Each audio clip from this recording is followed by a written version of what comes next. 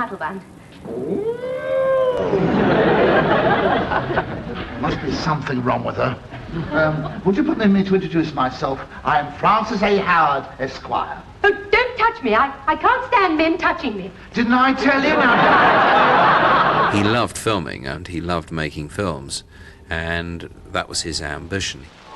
Frankie's first film was a starring role, but deprived him of his vital link with live audiences.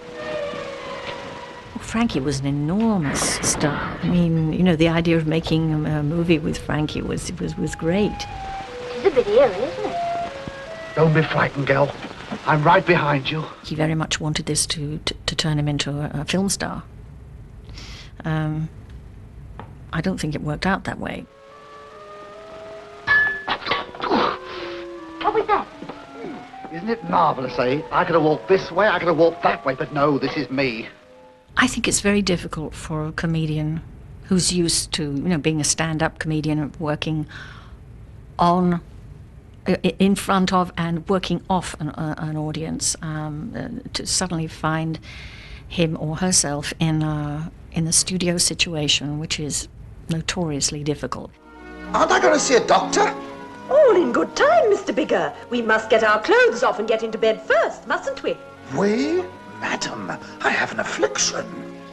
I don't think he was ever at home in the cinema as he was when you put him in front of an audience. Oh, no. Everyone's seen that gag. Haven't you? Well, I'll carry on, then. He had to be who he was. Because of his acting ability or non-acting ability, he had to retain this link with the audience. Oh, well, these old gags are the best. Frankie had filled theatres and won vast broadcasting audiences for over 10 years. Then it all went wrong. Managements wouldn't book me, and agents, they wouldn't book me, you know. Oh, no, I mean, I remember this very well, but it was between 1958 and 1974. Frankie's jokes hid a harrowing truth. At the end of the 1950s, Frankie's comedy career was in crisis. You lose your nerve, and then you don't do so well, and then you're not wanted, so you lose your nerve more. Then you don't do so well, and it goes on, and gradually you sort of spiral downwards. He was perceived to be passé. You know, oh no, he's old, he's gone, he's yesterday's man. To use an old showbiz expression, he couldn't get arrested, let alone booked or popular or anything. He did tell me about a certain tour that he was on with the great Tommy Steele. Frankie was starring in this show, and Tommy was close in the first half. And he could not follow Tommy. And within a matter of weeks, the billing was switched. It was awful to witness the bills being taken down and new bills being taken up. You know, Frankie Howard being top of the bill to being put at the bottom of the poster. All of us in the town were unhappy for him. The BBC's head of light entertainment made Frankie's future clear to his writers. We said we would love to write a series of Frankie Howard. He said, no, he's finished. But Frankie's resurrection came from BBC television and the early 60s craze for political satire. Without any regular work, Frankie had tried a new act at Soho's establishment nightclub. About time. I've been waiting a hell of a time here to get on. It's 25 to 12. Frankie, of course, did what he always did, which was to ring every scriptwriter in the world and demand jokes. And it was always for nothing. You know, it was always an old pals act, you know, and we all did it. And we all did it and loved doing it. And to this day, Simpson and Galt moan about the fact they never got paid for it. Well, nobody got paid for it. It was, I think there's so much admiration for Frank and all this great talent being wasted. Everyone blames Macmillan for sacking half the government last year. You see, everyone blames Macmillan for sacking half the government, but you see, I don't. No, I'm sorry, I don't. I don't blame him. I blame her. From being, you know, virtually finished, I mean, he became the biggest thing in the country again, almost overnight. It was confirmed by doing A Funny Thing Happened on the Way to the Forum, which gave him enormous reclam in the West End for a whole year. Tomorrow, comedy tonight. With a hit West End show and a new film career, Frankie Howard had gone from has-been to headliner. And over there you see our swimming pool. Oh, yes. It stops a little short of Wembley, doesn't it? Well, of course, we are trying to get something a little bit more ambitious. Such as a hip bath, perhaps. Sometimes he was troubled. He wanted you to do all the talking. He was trying to draw things out of you, and not altogether nice things. He used to love asking people very embarrassing questions about their personal life. Whether he was just nosy and trying to get at your sexual life and proclivities, I don't know. But he was very interested. I mean, he lived a secret life, really. I mean, his personal life was well hidden, and I think he would do anything to deflect attention from himself. Cheeky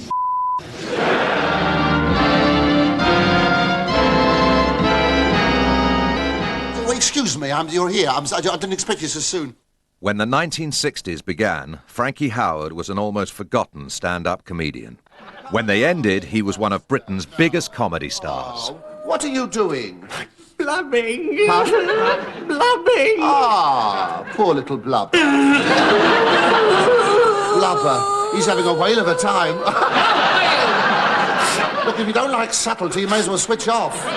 Frankie's comic approach could have worrying side effects for his co-stars. He really used to say terrible things. I mean, if you're quite young and you're very conscious of your body and everything, and I was very thin at the time, he used to say something like, "Do you know, she's the only girl I know with 2 backs," which is mortifying. I've got to get summit off me chest. That won't take long, will it? Another one with a small part.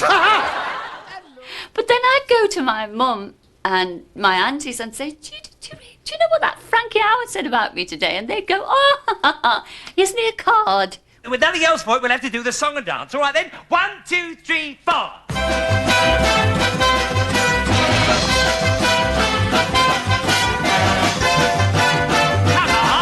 Come on! Don't you know it? Do I look as though I know it? Impossible for him to ever dance. The pilots are and a whisk. I did watch him playing tennis once, and it was the same thing. I mean, when he ran to get a ball, with his racket in hand, I mean, nothing was coordinated at all. Yesterday, all my troubles seem so far away. That's yesterday. Well, it sounds more like a fortnight. I walked right into that one, didn't I? I must be the most reluctant straight man in the business. Frankie would tell you straight. He worried about other comics and other actors upstaging him. Pardon me, do you know the road to the aisles? Oh, yes. Would you like me to play it? No, take it. I had to be subservient in the comedy line with Frank because when I worked with him, I automatically became the straight man. What do you think about the... you mentioned a star or up-and-coming comedian or someone. What do you think about them? I mean, do you think they're funny? Yeah, I think they're funny. And he lost interest, really, when you said yes. In the 1970s, with his own series of comedies, Frankie finally made it as a film star. Darling, you know what they say. Don't knock it until you've tried it. He had to have a medieval wig over his other wig, and we had a wonderful hairdresser called Raymond Gao, Raymond had been told not in any circumstances to mention this fright wig that Frankie always wore, and so he waltzed straight into the hairdressing room on the first day, picked it up and said, "What's this bit of rubbish?" And there was a terrible explosion, and we had to find his lady assistant to do Frankie's hair. He would never admit, although Frankie was Frankie, you'd see sometimes when he glued it on, the glue would be all down the sideburns, because he was just so... That was Frankie. There were 2 areas you didn't discuss with Frank. One was his personal life, and one was his tonsorial arrangements, which were a well-guarded secret. Frankie's anxieties were often removed by a relaxing evening at the Dogs. He'd get his wallet out, and he'd open it up, and there was like a little purse inside the way, and open it up. He said, I'll have half a crown each way on the number 3 dog or the number 4 dog, and then he'd close it all up and put it back and take the receipt and put it away. And he probably did about 7 and 6 on the night in cold blood. We've all done about 150 quid, you know. But he always paid the bill and was very, very generous host. He was really a very good friend. He was someone you could go to in trouble, and he did a tremendous amount for people, for friends who were in hospital or something. Frank would always be there. He would have probably liked to have been married and had a family. Dad, did you come in here just to talk money? No, I did not. I came to tell you I'm sending you away to school. School? Yes, school. What the hell for? To get you away from Dolce Vita here for a start. Just 'cause I'm a trendsetter? You look more like a bleeding Irish setter to me. The children just adored him. And he was, you know, the grandfather, really, that my boys never had. I mean, my father died when Robert was just 18 months old. So he would come down to their level. He'd like to know people like me with 3 children and a house in Brighton and Sunday lunches, as Scylla will tell you, you know. He used to phone me up, 9 o'clock. What are you having for Sunday dinner? The phone would go and he'd say, Frank here, what are you doing on Thursday? Save it for me, I'm coming down in the evening. We'll be round for dinner at 8:30. We were having roast lamb, till one day he said, and what are you having this evening? And I said, roast lamb. He said, not bloody roast lamb again. Between the two of us, he probably ate out quite a bit. I expect you're wondering what I've come for. Oh, not really. After all, you're a woman and I'm a man. That is to say, horizontally speaking. Actually, it's become a matter of some urgency. Is it? Don't worry, dear, I shan't keep you long. Must have been very difficult for him, really, in an age when being homosexual was not exactly helpful to your career. And all his jokes were about big women. She had... Well, I must say I could do with something or other. Yes, we'll have the something first. We'll talk about the other later. He always used to make a pass at any male that came within a mile of him. And it may have been he just didn't find me attractive, but he certainly never made a pass at me. He was born at the wrong time.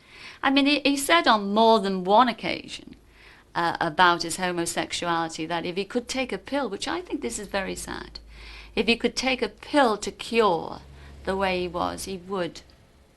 And I found that very sad. I really did. You know, it was very upsetting to hear that, because we loved him the way he was.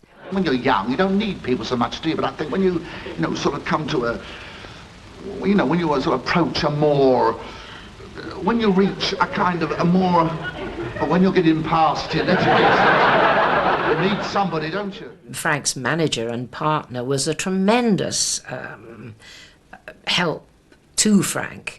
He relied on him. He was somebody who was always there. He arrived on the back of Dennis's moped, and that must have been in the late 50s, and they were together for an awfully long time. I don't think Frankie would have found life half as easy without Dennis, who was there, and was also quite good at sort of being sharply critical if he felt the old boy was getting out of line.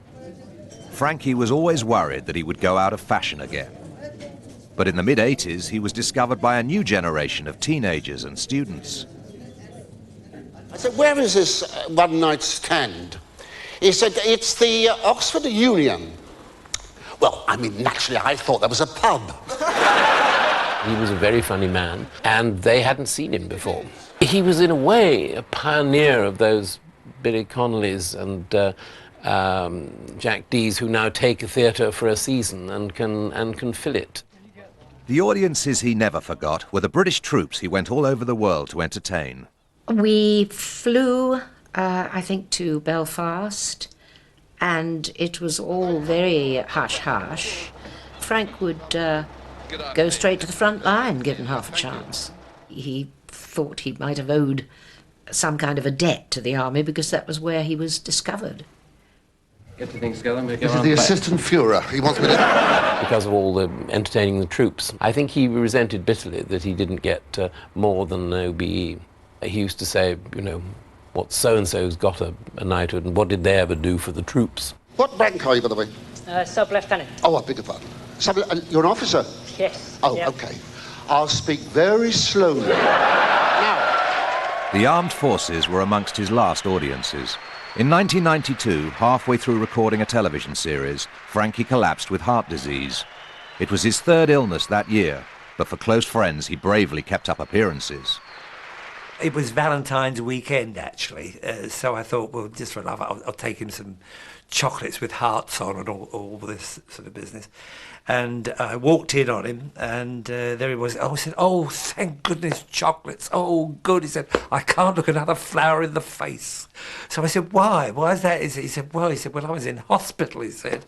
I had so many flowers up the walls, on the ceilings, flowers, everything. And I didn't know where I was. He said, I woke up, I thought I was in the funeral parlour already. You see, it just went straight into a joke.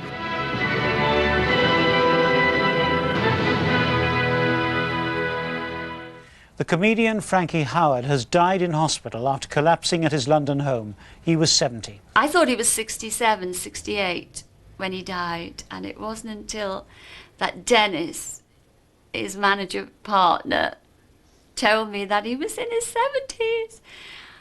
And I had a giggle about that. Oh, you fibber, I thought. down in the meadow, in the little fishy pool, lives 3 little fishes and a mama fishy too. People can do impressions of Frankie. They'll probably do impressions of Frankie for many, many years, probably forever. But there'll only be one Frankie Howard.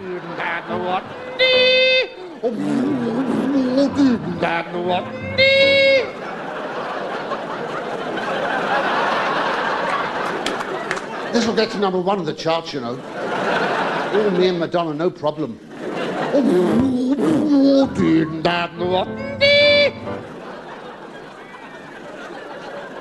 So they swam right over the dam.